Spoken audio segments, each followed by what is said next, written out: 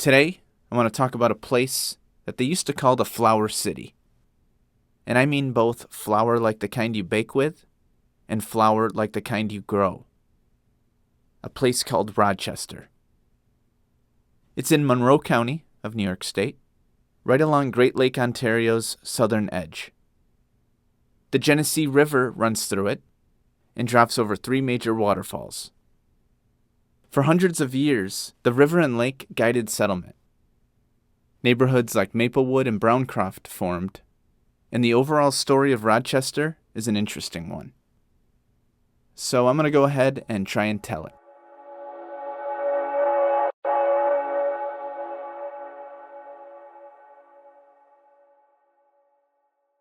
Rochester sits in the heart of the Genesee River Valley. Massive ice sheets once moved across the land, scraping and smoothing like giant bulldozers. When the last ice sheet ultimately retreated about 13,000 years ago, the Genesee River cut a new path and created powerful waterfalls along the way. Eventually, the fertile valley attracted the Seneca people, who built villages along its banks. They planted corn, beans, and squash in longhouse villages, for example where Edgerton is now, and, uncoincidentally, Corn Hill.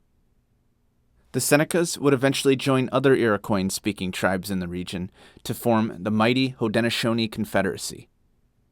The Senecas were the largest nation of the 5 nations and were guardians of the Western Door. When Europeans started coming in the 1600s, Senecas provided furs to both French and British markets. This system was part of a larger network that sparked a series of violent conflicts, collectively called the Beaver Wars. During this time, French forces under Marquis de Denonville entered the region via the Irondequoit Bay and destroyed key Seneca villages. Conflicts continued in the 1700s with the French and Indian War, and then the American War for Independence, where revolutionary tensions created divisions within the Haudenosaunee Confederacy, weakening their unity. Post-war negotiations led to the sale of large tracts, such as the Phelps and Gorham Purchase, giving land rights to settlers while respecting Seneca reservations. In the Rochester area, pioneer Ebenezer Allen built the first sawmill and grist mill, setting the foundation for settlement. In 1803, a Revolutionary War veteran named Nathaniel Rochester and his Maryland partners acquired a 100-acre tract at the High Falls on the Genesee River. The great power of the falls offered ideal conditions for milling and future commerce. Settlers like Hamlet Scranton came, and early activities included trade, farming, and of course, domestic chores. Before long, Colonel Rochester began surveying lots and planning things out. He named the principal road Buffalo Street, and today it's Main Street West.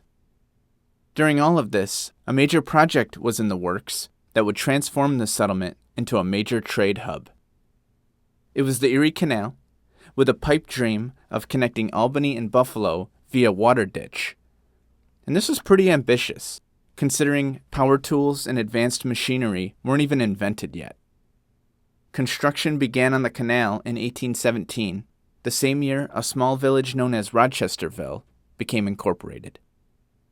Pretty soon, a large aqueduct carried the Erie Canal across the Genesee River here, and the surrounding village was selected as seat of the newly formed Monroe County, and at that point it started going by simply Rochester.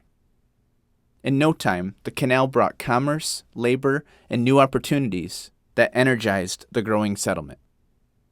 Merchants William Atkinson and Hervey Ely sent flour shipments out. That's baking flour.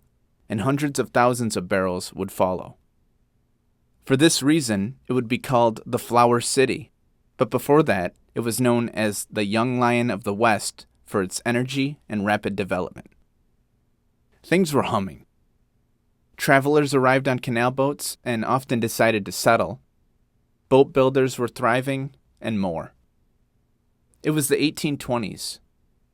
The Parazin Building was constructed, a newspaper was launched, and the Reynolds Arcade stood as one of the largest and most expensive buildings west of the Hudson River. National attention came in 1829 when daredevil Sam Patch made a fatal leap from the Main Falls. During this time, you also have Protestant revivals and Colonel Rochester and Associates establishing the Rochester Athenaeum. It would eventually merge with the Mechanics Institute and evolve into today's Rochester Institute of Technology. The village was quickly transforming into a vibrant frontier city, and it officially became one in 1834. Its population was around 12,000, at the time larger than Cleveland and Chicago. The Flour City was the nation's leading producer of flour, and the Tonawanda Railroad linked it to Batavia with steam power. The Rochester and Syracuse Railroad would follow, but the Erie Canal was still in the game. It was enlarged in the 1840s, complete with a new stone aqueduct over the Genesee River, stronger and wider than the first. Today, Broad Street Bridge stands on its foundation. And on top of all that, the Genesee Valley Canal connected Rochester to Olean. Amid all these new connections, Rochester became a center of abolitionist activity and women's rights activism. The Underground Railroad passed through, helping hundreds of enslaved people escape northward to Canada. Abolitionist Frederick Douglass moved here and started an anti-slavery newspaper, and women's suffrage advocate Susan B. Anthony lived here as well. Later, she would even be arrested here for illegally casting a ballot. Meanwhile, the Fox sisters captivated audiences with spiritualist demonstrations, and in 1850, the University of Rochester opened. During the Civil War, many local soldiers served, and Hiram Sibley's telegraph lines proved to be of crucial value to the North.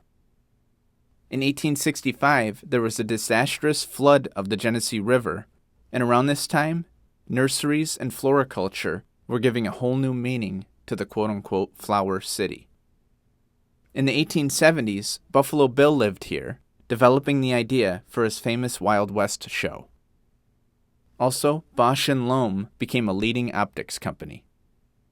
Then, the Buffalo, Rochester, and Pittsburgh Railroad came in, and horse cars began giving way to electric trolleys. Landscape architect Frederick Law Olmsted designed parks throughout Rochester, and entrepreneur George Eastman patented his first Kodak camera. In 1892, the Eastman Kodak Company was formalized, and Rochester earned yet another nickname of Image City for its worldwide impact on photography. In 1906, Xerox, founded as the Haloid Company, further strengthened Rochester's reputation for imaging innovation. Then, Harry Houdini performed a spectacular handcuff escape in the Erie Canal here, and the Rochester City Club coordinated civic improvements.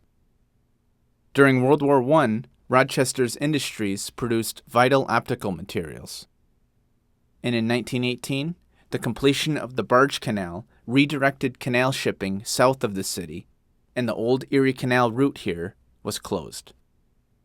That same year, a new local dish called the garbage plate was making the rounds, and by the Roaring '20s, George Eastman funded major music and arts institutions.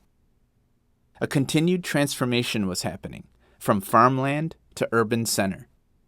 Between 1900 and 1930, Rochester's population nearly doubled, from 163,000 to over 300,000. There was a construction boom and a subway line built in the former Erie Canal bed. The Great Depression brought widespread hardship, but World War II reinvigorated industry. Locals answered the call to service, and there was even a German POW camp at Cobb's Hill. Following the war, the city's population peaked at about 332,000 Rochesterians in 1950. Trolleys were phased out in favor of buses, and the subway closed. In its place, I-490, the Erie Canal Expressway. In 1961, Monroe Community College opened, and civil unrest in 1964 led to race riots, prompting the National Guard to intervene. The city pressed forward, however, and redevelopment projects modernized housing and downtown structures. Alongside this, private developers added modern office towers, bridges, and hotels. Kodak was employing tens of thousands, but despite industrial success, poverty was becoming a major issue, and it's a problem that persists to this day. People often focus on the struggles of upstate communities like this today, but I'm an eternal optimist, and I think these kinds of places are built for comebacks.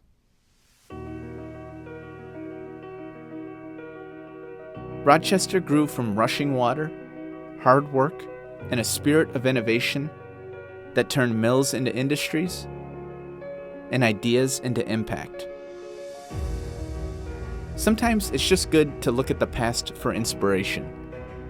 And in the case of Rochester, it's jam-packed full. Anyway, I hope you enjoyed this overview of the Flower City. And for more information, be sure to check out the Rochester Historical Society. And as always, have a good one.